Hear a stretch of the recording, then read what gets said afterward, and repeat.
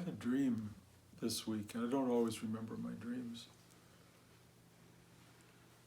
but it seemed important. I dreamt that I was being attacked by a swarm of bees, and I was reacting to the swarm in a fearful, negative way until I realized that they weren't stinging me. And then, the more I observed and relaxed, I realized that I was the hive, and they were coming in and out of me and making honey. And I was an incubator of honey. And that all of these outside forces, which we can look at as fearsome or not, were part of the honey-making machine.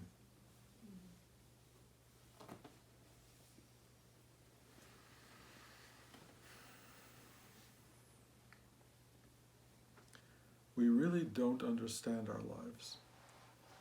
We don't understand the forces that are working against us or for us, and we often misinterpret them all. Life throws things at us that we are afraid of, that are actually really important and constructive. We misinterpret things, we intellectualize things, we conceptualize the world around us as having some kind of directive and purpose in our lives to make us happy, to make us unhappy, to challenge us, to grow us. We have all these interpretations of the world.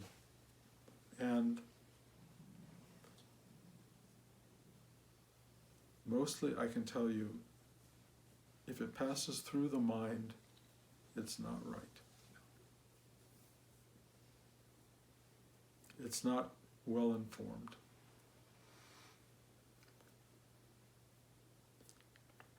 What's really going on here is beyond our comprehension.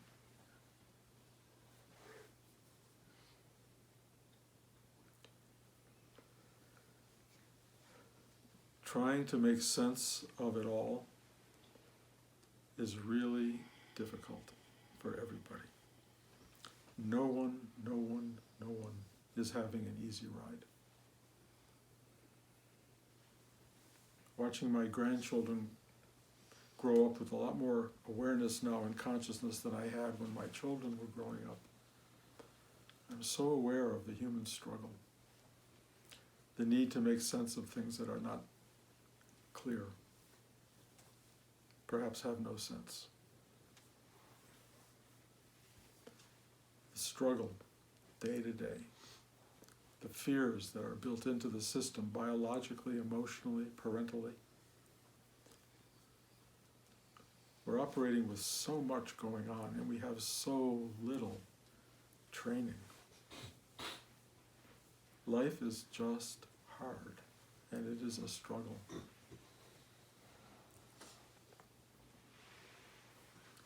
But from an early age, if you're lucky, you experience something called comfort, where somebody, perhaps your mother, your father, friend, sister, brother, hugged you. And you sensed everything was okay. You were comforted by someone or something. And it made you feel, for that moment, that all was well with the world. That's a really important experience, because it brings with it some kind of foundational truth. And the way you know it's foundational is that your entire inner foundation goes, something took you in. Something encompassed you. Something heard you. Something felt you. Something understood you. Something cared about you. Something had compassion for you. And you knew whatever that was, that for that moment you were okay. In some foundational way, you were okay. Many of us seek that feeling over and over and over again, anywhere we can find it, often finding ourselves betrayed by those who seem to offer it, because it suddenly becomes conditional. Or it becomes, if you do well in school and you get an A, you get, if you get a C, you get a D, it's the opposite. And then you're starting to lose it. So you're starting to perform for this. And the outer world seems to be the only source of these momentary feelings of comfort. And so you find yourself on a journey toward superficial, maybe authentic, but often superficial comfort. And what happens with that comfort is it comes and it goes. Of course, the easiest comforts are things that are pleasure. Raisin bran, I call ice cream, roller skating. You name your thing. Certain things that bring you certain amounts of comfort, and they really are worth it. They really are worth it. But again, you cannot sit at that table and eat raisin bran from morning to night and feel comforted. It is a temporary moment of comfort, and one of the things you start to understand is that comfort is temporary. It is not a permanent condition. The only thing that's permanent is that it may keep reoccurring, and coming for you at different times. And if you can relax into that reoccurrence, the eternal reoccurrence of something that will love you and comfort you and take you in, you will be able to live a gentler, kinder, sweeter life. But real-world life is unreliable. It is filled with all sorts of dramas and tensions and complications and dualities that make it very, very hard to rely on that comfort returning, that stability, that you're cared for, that you're worthy, that you mean something. If you become totally betrayed by the world, which happens to people, where the person who loves you most disappears, dies, divorces, goes away, no longer likes you, no longer cares about you, your security system really breaks down. And you may look anywhere, and even in a lot of the wrong places, for comfort. And if you're really, really lost, it could be things like, drugs and alcohol and all of these easy fixes. If you're lucky, and perhaps an initiate of this thing we call meditative spiritual experience, you are led somewhere inside, the place almost that you have discovered this comfort. And you start to go into this inner space and realize, yes, people outside created comfort for you, but the comfort was here. So why not go right directly to the comfort? Why not go right to the source? And if you sit still and you have a quote-unquote open heart, and you enter into your chest, and you may take time to figure out how to do that, but suddenly you realize, oh, that comfort isn't coming from the outside. It is being referenced by outside forces, but it's already here. You already have a pool of, an ocean of comfort. And all you have to do is go in. If you go in whenever you need to go in, it will be there. If you're sporadic with it, you may have to do some digging out of some sand and dirt and stuff that seems to get in the way of it. You may have to uncover it again. But the great idea of a meditative practice is you create a channel directly into this space. And it becomes yours.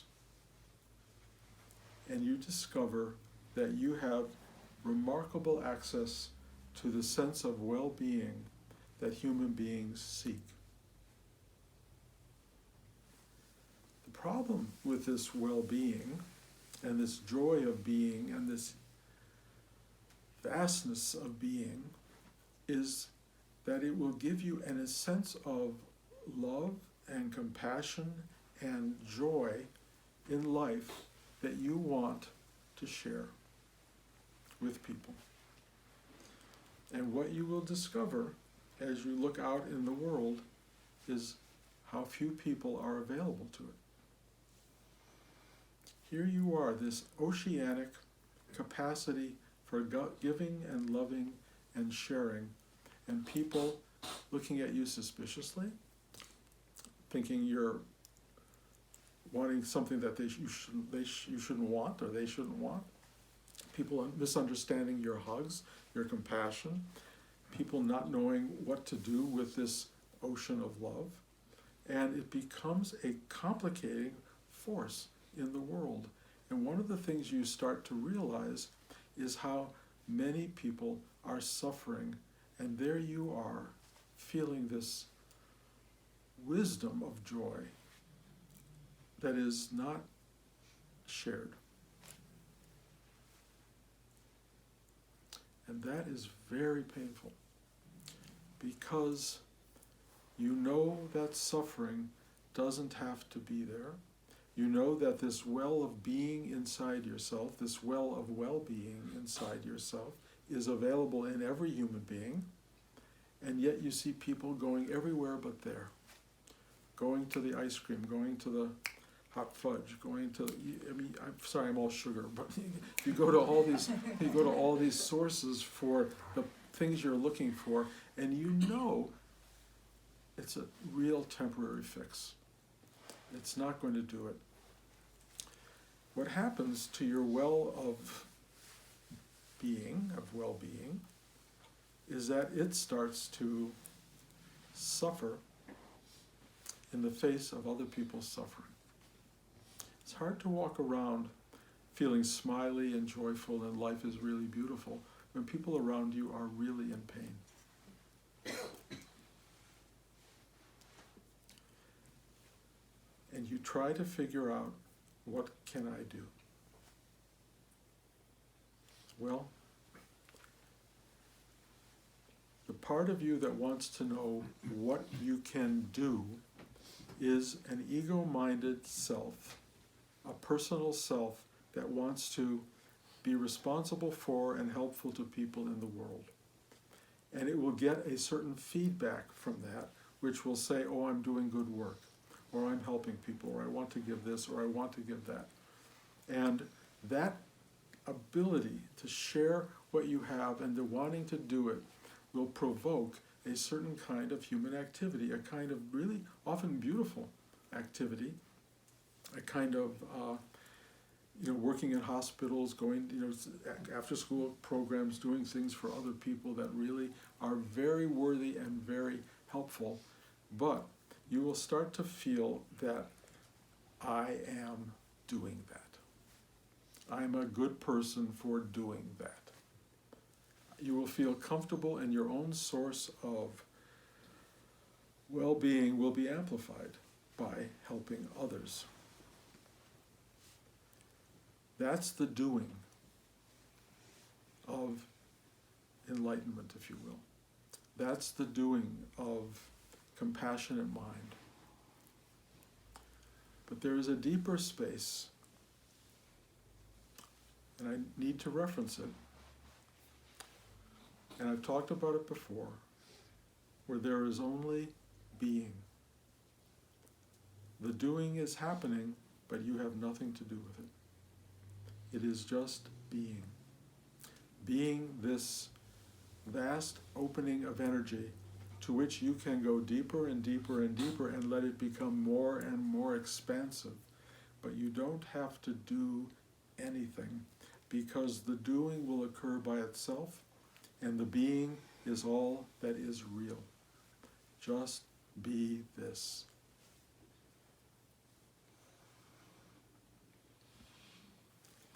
You can't just be this until you have allowed this process to occur that is finding a place of profound and deep and infinite comfort in yourself. And I will promise you, it is in every one of you. Every one of you has touched this. Every one of you has been touched by it. Every one of you knows this refuge. The first order of business, go there. Go there regularly. Make it a substantial part of your experience daily. Find it. Once you have this space available, work through it, do with it. Let it tell you what to do. And gradually it will start to wear away at the walls of the doer, the definition of you as the doer, and you will become nothing but the ocean of well-being that people hunger to be around.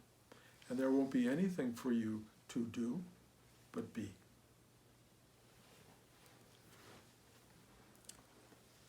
But this is a really interesting journey that we're on, because it's a journey that involves both the fullness of well-being and the total absence of that experience.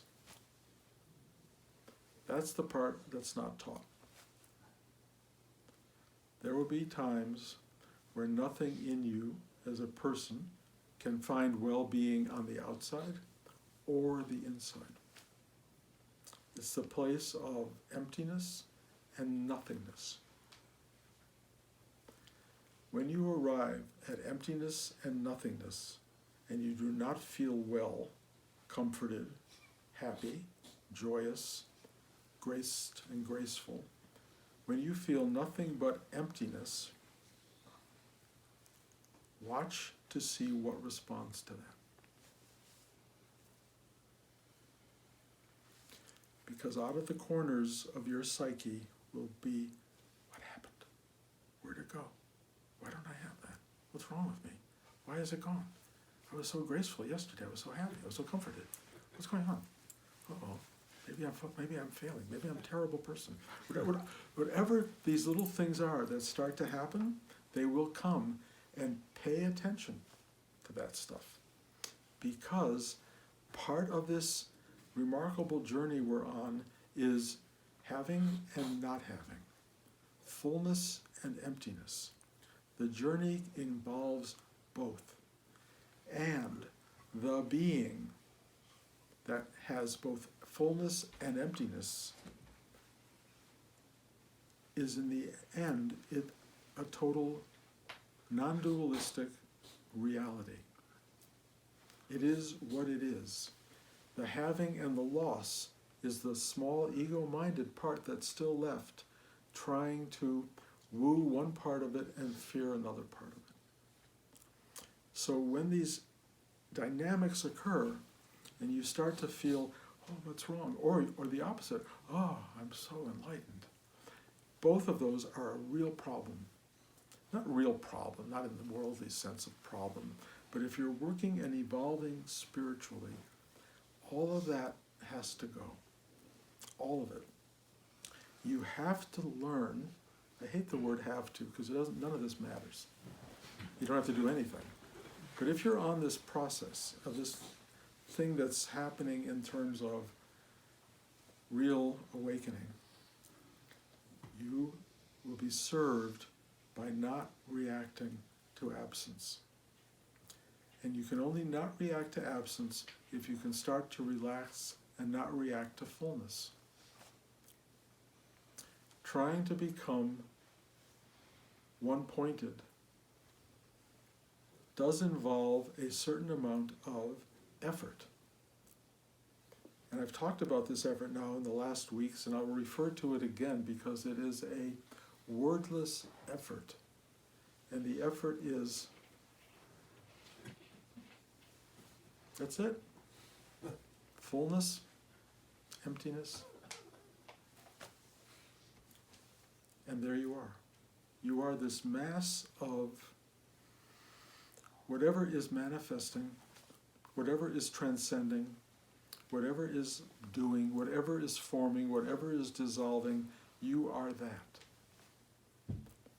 And you are either that as a reactive being interacting with it, or as a state of being. I would call it observing, but it's not even observing, it's being that.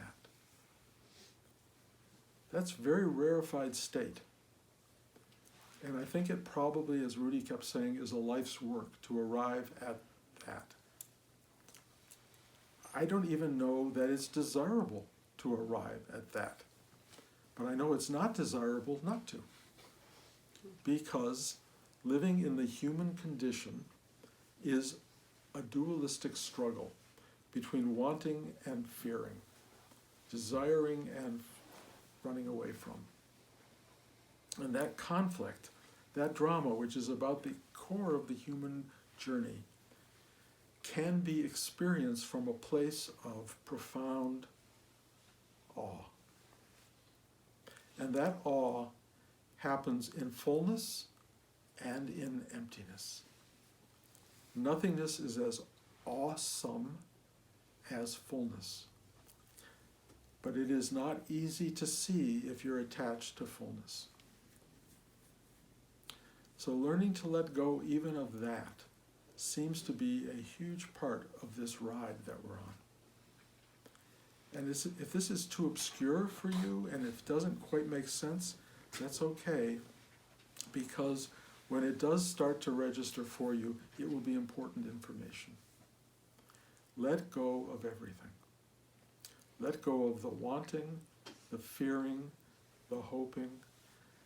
Let go of the need to feel good, or the need to have, or the need for anything. It's really, really a very dynamic process, and the process has within it something so wondrous, so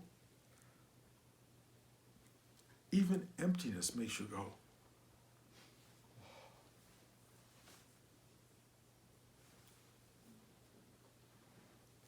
The mystery, which, my grandson is Elijah, we kind of call him Mystery, and like the mystery, he hates it. And I tell him his superpower is love. He goes, "Oh, Grandpa."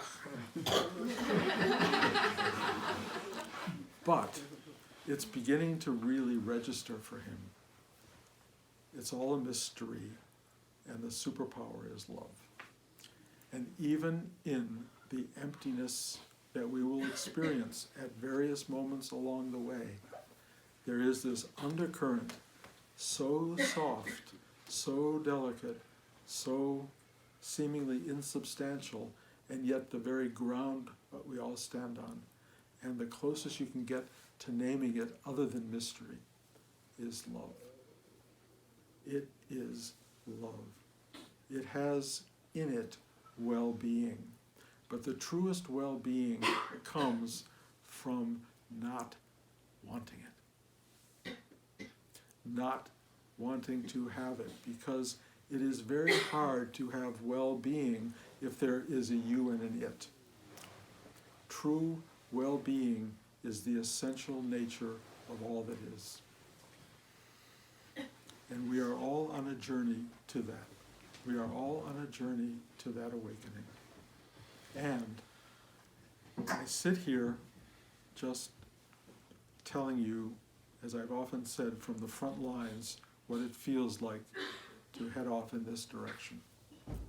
It is, I venture to say, worth it. Sitting quietly, finding yourself, finding the center of this self, finding the sense of comfort that takes you in, and then walks away from you leaves you with nothing, makes you profoundly aware of the truth of being.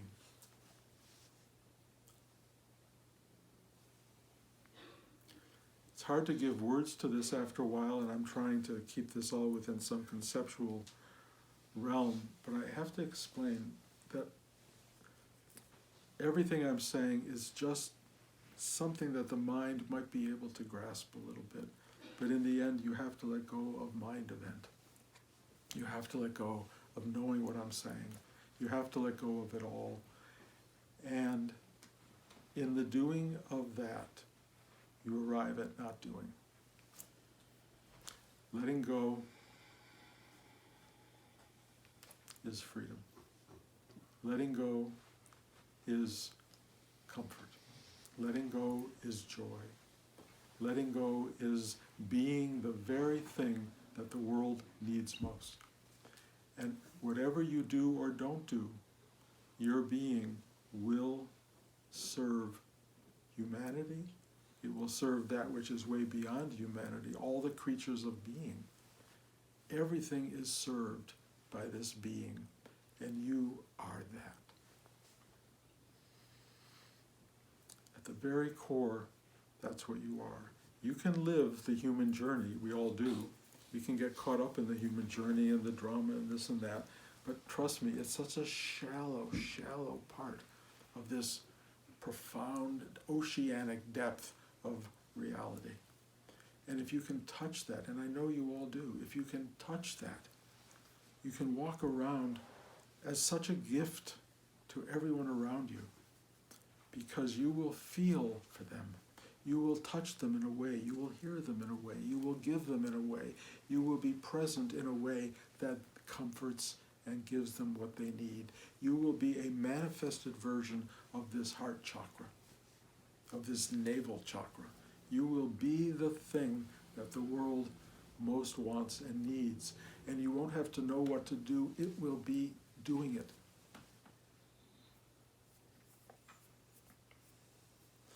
I will tell you, as I'm discovering, a lot of the time you will be told to do. And much of the doing will be effortful.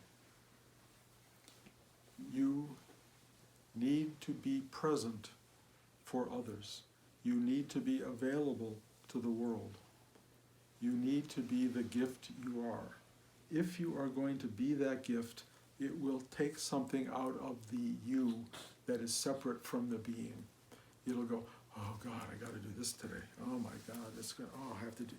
The fact is, that's ego-minded you. Let it play itself out. Do it anyway. Remember the key teaching, it's not about you. When you get to this much larger space, the you that whines and cries and goes through all that drama, just let it do it. Don't let it run the show. Do not give it power. The power is get the instruction from inside that says, go here, do that. No, you don't understand it, but it doesn't matter. Live this thing, give yourself over. That's being. The doing part is just happening. And you facilitate that by being. I don't know if this is all registering for you guys. I'm not convinced it is, but I need to say this stuff because it is absolutely pouring out. And I will give it to you. If 5 years from now or 2 seconds from now it connects, then that's great. If it doesn't connect, it doesn't matter. You're being bathed in a certain kind of what isness. And it's really, ultimately, vitally worth it. The mere fact that you're here, that you listen, that you open, that you have availability to what this thing of being is about is very significant. To the best of your ability, take this doing, practice it until you don't have to practice, listen until you don't have to listen, feel it until feeling dominates, and it will drive you, guide you, move you into the realm of being that will satisfy everything about your life. And you will leave this life so complete, so finished, if you will, with your journey. Nothing makes life more wonderful than fulfilling its purpose. Nothing makes it more wonderful. And it's never too late. We're all part of that fulfillment. Find your particular capacity, do this work, and you will find it takes you where you need to go.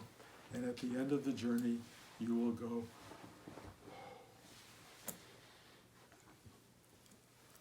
so when life comes and attacks you like bees that are going to sting you, some of them may sting, but the truth is, you're the hive.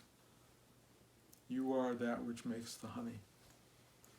Go inside, feel the richness of how you respond to everything around you. You don't have to perceive everything as an attack, something that's ready to sting. You can perceive things as they are, which is part of a vast whole that wants to enrich and ennoble you or reveal the riches and nobility already there. That's what this ride is about. And I can only tell you, when I sit with you, I look into each of you, I see nothing but the path to what I'm describing. And all I'm doing is trying to throw some of those misguided switches that keep thoughts going this way instead of that way, that misinterpret or misguide themselves. You are, if you will, how to say this, God in training. You are here to serve this enormous whole, and there's nothing in you that wants anything but that, really. That's your greatest gift, is that your ability to know and do what I'm talking about. And nobody sitting in this room is not a vessel for that. Nobody. And all you have to do is what's in front of you. It could be painting a painting. It could be delivering something to the schools that need extra notebooks or extra pencils. Whatever the thing is that comes to you as the thing to do, do it. And if nothing comes to you of what to do, just be. Just be. And trust that that's enough. It's a miraculous thing to just truly be. It feels like, in its best moments, complete and ultimate comfort and well-being. In its worst moments, it feels completely empty and meaningless. It's the same being. Don't get caught in one or the other. Just stay present. Okay. Any comments, criticisms, or fears, or yes? When you talk about that letting go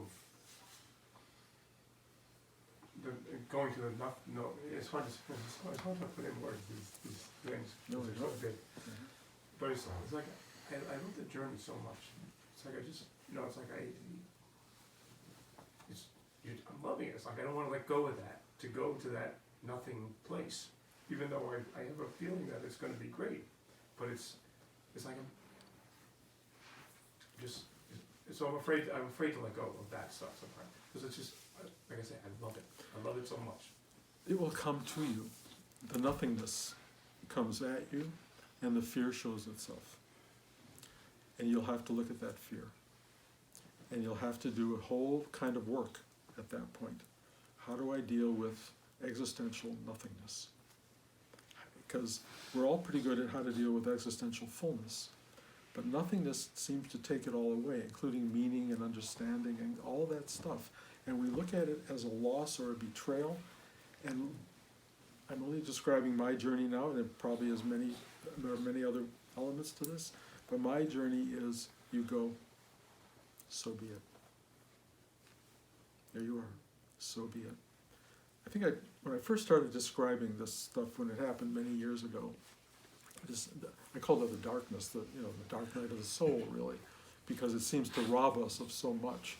And my reaction in the darkness, when it first came, because it almost came personified, like this dark being.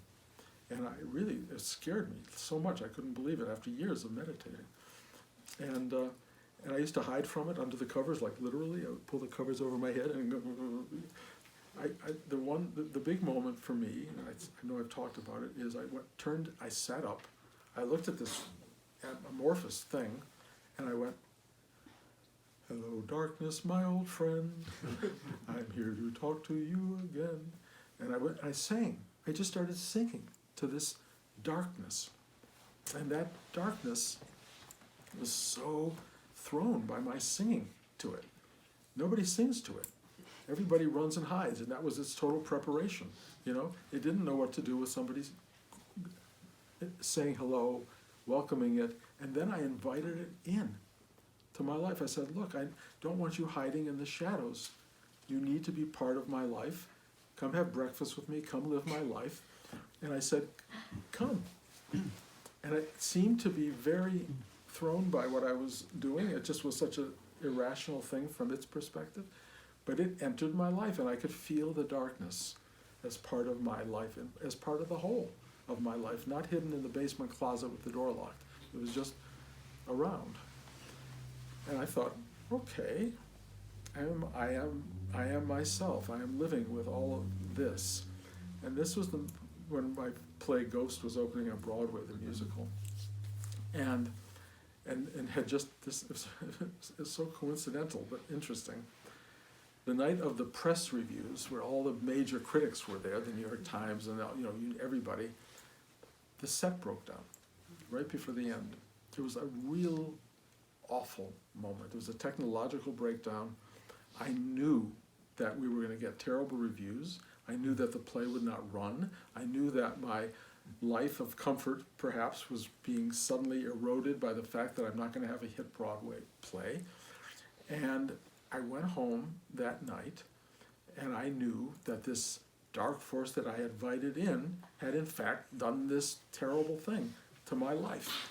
And I thought, wow, was I an idiot to bring in this dark force and invite it to be part of my life? Look what it did. Of course that's what it does. It's a dark force. It destroys things.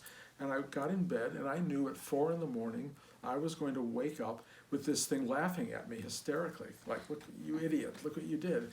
And I woke up at 4 a.m, and I was prepared for that voice, and the other voice came to me and said, "This was God at work."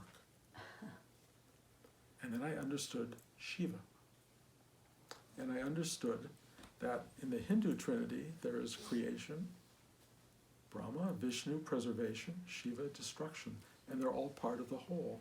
And that what needed to be destroyed was part of my future, actually, my ability to hold on to the comfort zones that I had in terms of everything. And I thought I was going to have a friend who wrote this play, Wicked, and she's making like $1 million a week or something like that. I don't know. Really unbelievable amount of money.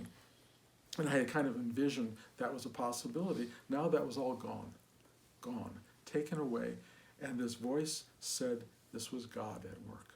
And I realized I am now on the journey of things being taken away. This is the end of it's the beginning of giving away, losing, emptying out. And that's how it's going to be. And a part of me went, oh. And truly, I have since been on this journey of emptying out, condensing, living a different kind of life, and it has proven to be more spacious, more beautiful, more amazing than the people I know who have these extraordinarily dynamic physical spaces that I know are temporary. And I've learned how temporary it all is. And what I have come to in my life is let it go, let it go, let it go. And it has proven to be one of the great teachings. This dark force remains in my life, and it is doing every day, it's doing its dance. And I no longer look at it as a destructive force. It is a purifying force. And there are times it's scary, because that's what it is, and it's primarily scary to the biology of us. The biology of us is woven into a very specific fabric, so that pain and suffering are so hard to handle that we really do, in the end, have a built-in innate fear. But every one of us will have to handle that privately. I've talked a lot in these talks about Christ on the cross. And on that cross, in this enormous biological fearing zone, feeling abandoned by the Father, fearful of even going into that process of crucifixion because of the pain, and yet in the middle of that unbearable suffering, he went, "Forgive them, for they know not what they do." My entire practice is trying to feel my way into how does one move from the biological fear, which is very hard to get past, pain, into compassion for the other. That is the journey we are practicing right here. Those dark places that we avoid are our teachers. We need them. We need to invite them in. We need to live this life of fullness and emptiness, of having it all and having nothing. And we have to begin to prepare for that, because in the end, all of the material stuff will be taken away. But I will kind of make a promise, even though it's not mine to make, that as it all goes away, what remains is fuller than anything you could ever have imagined. And that is, you can trust me on that. I can only tell you that that is my experience. But I will also tell you that even at this moment, there are days and weeks where it completely evaporates. And I go, and I have to go forward, trusting that this thing is wave action, cyclical, part of the way the world works, sunrise, sunset, whatever these things are, they are how the world works, and you give yourself over to the rhythms of existence, of being.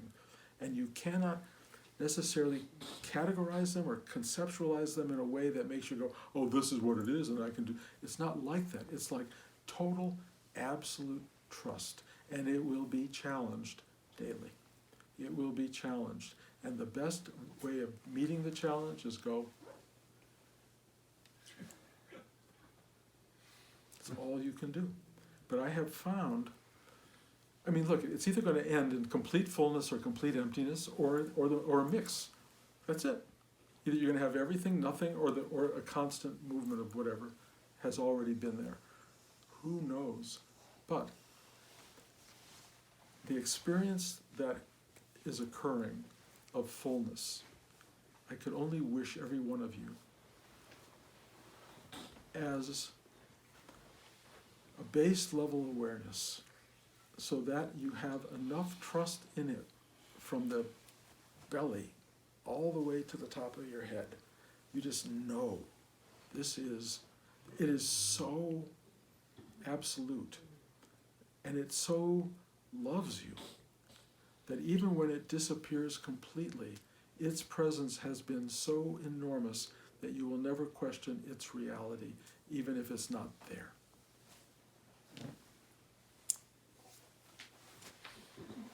Many years ago you said to me, stop trying to be a wonderful person, Roberta. You are a wonderful person. And when I parsed the sentence at the time, I heard, wonderful person, wonderful person. I'm getting more to where you are, so now I hear, stop trying is the active part of the sentence. And you would think it'd be the trying that would be the active part of the sentence, but I think I myself do way too much trying. And really the significant word is stop. We do too much. We try to fix too much. Maybe we just have to stop and let the ball fall into someone else's court. Or it will keep happening without you trying. It will just keep happening. Or it may direct you to do, but it won't be you trying. It just is. We are, in the best of circumstances, servants of something way, way beyond our understanding. Even our worst lived lives are serving this thing. But the more you understand, or understand being the wrong word, the more you allow, contribute to, give voice to this reality, there's a comfort in that is beyond anything in normal life will give you. It's like, serving God, if you want to call it that, being one with the universe, being available, not making it about you having or doing or supporting or even taking credit for this stuff, because taking credit really makes it worse. Credit is not what you're looking for. It's the opposite of credit. It's just do. Just be. And you are a wonderful person. I was hearing what you were speaking about darkness, through the filter of a conversation I had this morning with someone who was talking about the darkness that's showing up in the world today, and our politics in particular. And she was saying that we have to embrace it all, like to want to make that go away, or to, however I would say it. She was saying, so could you speak a little bit to that, what's happening here? About 2 hours later. We're all in this. Whatever is happening now is happening worldwide and universally, and it's probably going to bring more and more people to a spiritual sort of journey, because people are hurting and scared and they don't know what's going on, and none of us know what's going on. Something is going on, and it's very potentially apocalyptic and terrifying. And how do we live in this state? I gave a talk on this about a month ago, I think, in reference to an article in the New Yorker by Jonathan Franzen, who basically said, it's all over, all we can do is live the life of a person who's dying, of a world that's dying and a person who's dying. They're very similar. It's how do you find grace and beauty in the still being here, even though it's coming to an end. And it's all going to come to an end. We are going to come to an end, possibly sooner than the world, but the world may actually come to an end. How do you live that? And his reaction, and mine is in conjunction with it, was live well. Love life. Love the people around you. Serve each other. Be part of what it means to be alive. If you want to go out and protest and you want to carry signs, great, no problem, do that. Can we change what's going on here? It's a big journey. It's a big world out there with a lot of conflicting forces, and a lot of them are seeking death and darkness. They just do. That's their innate nature. Can we fight that and bring it to a closure? We may have to. My little grandson is a warrior. We spent the day right in this room fighting off the tribes that were coming over, infinite warriors coming in from that window, and we had our swords and we had our shields, and we were moving around this room. And I said, oh my God, he's in training. He's really in training for a life 20 years from now that I don't really want him to live. But I see all of that possibility. What do we do? Well, you get up in the morning and you make a really good cup of coffee or tea. You eat a really good breakfast. You really appreciate every bit of the taste of it. You love the people around you. You have a gathering like this of people who you really care about and are like-minded, and you go, I can hug these people. I can speak a language to these people that is understood. I don't have to go out and I don't have to talk about the President of the United States here. I don't have to talk about the impeachment. I don't have to get into that world in this, because this is a substrate of all of that. This is where the world that supports everything, the insanity and the beauty and the glory of life. I am choosing. I don't know. I'm not going to take credit for it. I don't know how I ended up here. I keep saying I didn't move here, I was moved here. I feel like I am in holy ground, surrounded by holy beings who I can share a depth of awareness with that I cannot do with most people elsewhere. And I am so grateful for that. We are in difficult times. More and more people will be trying to figure out how to get through them. It's kind of like being given a death sentence and going, how do I spend the next 6 months of my life? What do I do? I've written so many movies about all this kind of stuff. the movie that most directly gets to it is called My Life, about Michael Keaton dying of cancer, and Nicole Kidman, his wife, and his discovery that he won't be around long enough to meet his children because she's pregnant, is the first child, and he wants to make a movie or video of things to leave his unborn child, and he suddenly realizes he's got nothing to say. He doesn't know what to say to this kid, and it's so painful for him, and he has to go and explore his whole life to find out, who am I, so I can leave something for this child. And the exploration of who he was would never have happened without this death sentence.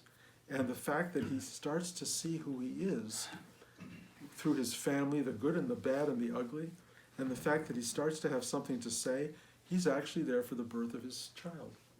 And he gets to have a year of life with this, actually a few years of unexpected life with this child.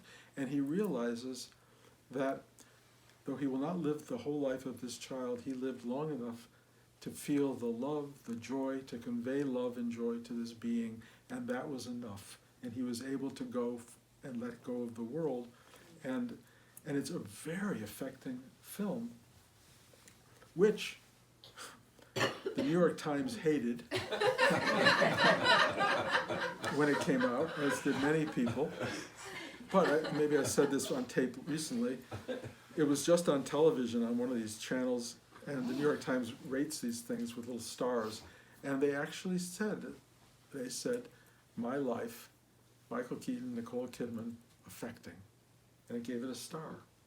I had gotten from being beaten down by them to arriving at a star. The message slowly percolated up through the world into an acceptance that took place. Whatever that journey is, but put your stuff out there as incomplete or immaculate as it wants to be, and let it find its way to affecting. It means something. That's how we have to live now, all of us.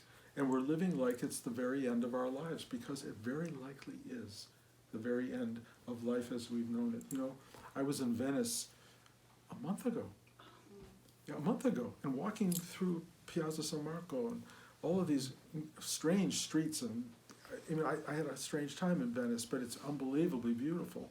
And all of a sudden, this week, everywhere I was walking is flooded with 4 or 5 feet of water.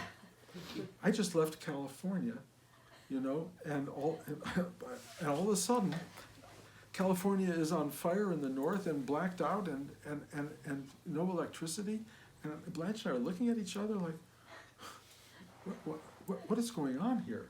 You know, I mean, I don't want to take it personally, you know, but something is happening, and I am very aware of it. I'm trying to feel, what do I do here? But until I'm directed about what to do, all I'm going to do is sit here and be with you guys. If you show up, you may decide not to show up, but if you show up, we will keep sharing this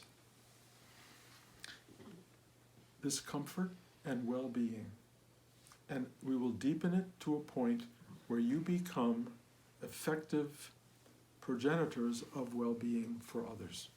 That is all I can see, and I would encourage you, go out there and hug people. Mm-hmm. Make them feel better. Anyone you can make feel better. You don't have to stand on a street corner. You don't have to give money to every person who needs it or wants it. People will show up in front of you. Be with them. Be with them. And that means be present. Listen. Feel. Hug. Acknowledge. And they're all going to come at you worrying about, you know, the impeachment and Trump or whatever that is, or in support of that. You know, especially where we live up here, you know, you have people on 2 sides of the aisle. And so you don't hate anybody. They're all people. And they all have arrived at their feelings and opinions for a reason. We have got to be non-judgmental and available and loving. The journey to where you are for every person is a real journey. If you arrive at a world of ignorance, I remember elementary school sitting there, and there were the smart kids and the dumb kids. And I remember the dumb kids feeling lesser and deprived and fearful and left out. And I remember my heart, even as a little kid, went out to those guys. I didn't know what to do for them because they couldn't get the answers. They couldn't raise their hand to the questions. They knew they were being put aside. I've always felt how sad and hard it is to have been that person. And a lot of those people are getting a voice now thanks to the internet and all these new technologies. And their anger and their frustration at being those kids who didn't have the answers is now getting pushed into the environment, and we are having to deal with that. What do we do? I don't know. How do we be? I do know. Just be. Love those people. I just want to say they're not necessarily dumb kids. They're labeled dumb. I mean, I grew up with a learning disability, and we didn't have that term. Of course. And I was labeled Right. in the lower, less classes.